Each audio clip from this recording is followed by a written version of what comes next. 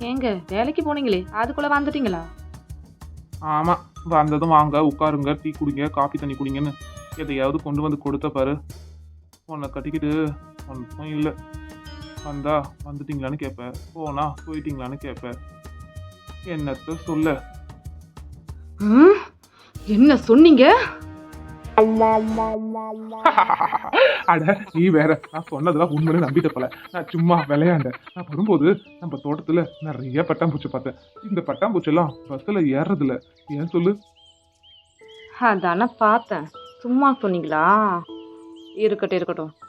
அது சரி, பட்டாம்பூச்சி பஸ்ஸில் ஏறாதுன்னு எனக்கும் தெரியும். ஆனா ஏன்னு தெரியலையே. ஏன்? ஏன்னா அதுக்குதான் பறக்க தெரியுமே. எப்படி, நல்லா இருந்துச்சா? ஆ, ம், ஐயோ கோபம் வருதே. கட்டுப்படுத்து நிலா. இதெல்லாம் ஒரு ஜோக்குன்னு வேற இந்த விவரக்கட்ட கதையை வந்து என்கிட்ட சொல்றான். மூஞ்ச பாரு, பூசணிக்கா. என்ன நிலா, எப்படி?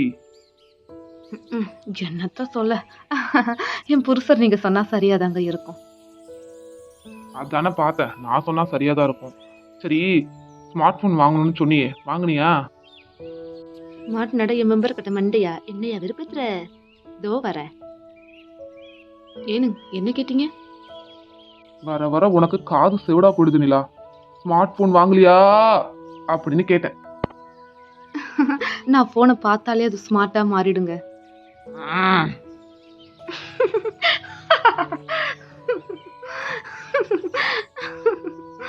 போடா போ, என்னைய வெறுப்பத்தி பாக்குற?